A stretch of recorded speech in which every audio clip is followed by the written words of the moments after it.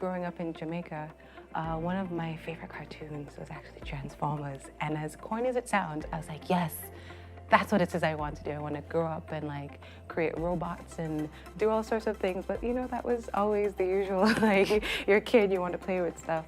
I found myself being automatically steered towards math and science, right? Because that's what it is that I found that I was good at. So it automatically developed itself into where it is that I am right now. I had this math teacher in high school, and he was an electrical engineer, and he implied, oh, hey, this is not something you can do. And I was like, oh, okay, challenge accepted. So I went on and actually went into electrical engineering without completely understanding exactly what it is that it was or what exactly it is that it entailed.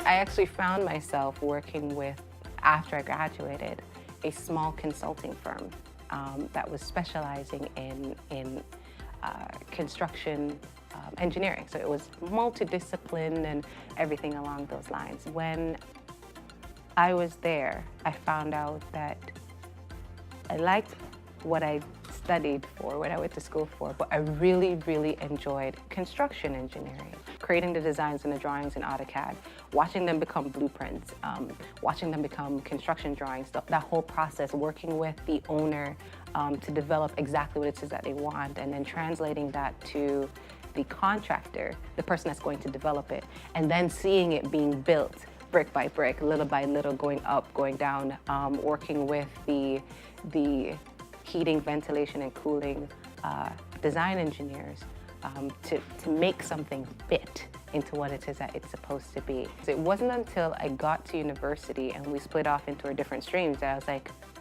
oh, there's like 5 of us here. There's like 5 women out of like the class of like 40, right? I didn't realize at that point that, hey, the amount of females that are in this industry is so small. It's so confined in the actual industry itself.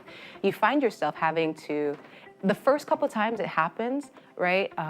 You might think, all right, okay, that was like a one-off thing. That was odd. That was weird. And by it, I mean like any kind of negativity that comes as a result of your, like a gender bias, right? Because of who it is that you are. So oftentimes I show up on site or at a meeting and they're like, oh, you're the engineer? You're the one. Yep, I am SR. Those are my initials. Those are my drawings on paper right there. You find it is that you have to push that much harder. You have to demonstrate or prove somehow it is that you are knowledgeable in terms of the field it is that you work in. Whenever it is that we go to meetings, we find that we go in twos. So it'd be myself plus another manager, which is typically male, right? And I'd find that they'd be talking to the manager about my designs or my drawings, despite the fact that I am the engineer on the project. And I'm like, but I don't understand. Why are you talking to him about what it is that we or I had, my specifications or my designs? And I'm sitting right here. In some cases, you can find people that are very open, very receptive to you as a person in general, as opposed to you as a woman, right? You find that your credentials alone is enough for them to accept you as the engineer, as the designer, as the manager, or whoever it is that you are.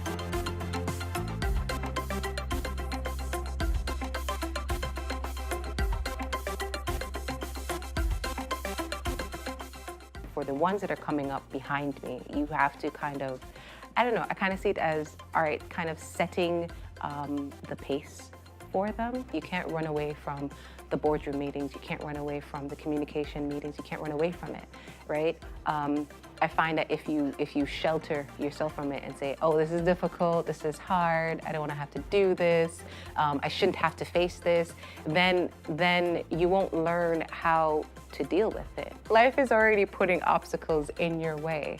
Why would you want to limit yourself because everyone else or you already have forces at work that are trying to do that for you? Why are you making their lives easier? Why are you doing the work for them? If it is that you say, you know what, this is not my cup of tea, this is not something it is that I choose, right? This is not something that I'm drawn to, this is not my passion, this is not my purpose. Those are different ways of structuring or saying that you don't want to do something, as opposed to saying I don't want to do it because it's hard. No, I would never recommend, suggest, or tell any woman to do that. If it is that you're told that something's hard, listen to that person, but then do it anyway. You can stand there and be the voice against those naysayers and encourage other girls who are like you, who were like you, who are being told no, to be like, no, yes, we can. We have to be more open. I find that sometimes there might not be a lot of dialogue, so there might be a lot of stigmas that surround even just our community in general that we need to address. Otherwise, it's just going to get passed down as opposed to making it better or to improving it. Because sometimes some of the issues is that, like, you're completely blindsided. Like me, when I was leaving from university going into the workforce, it's like, oh my gosh, I didn't know that I'd have to go through this.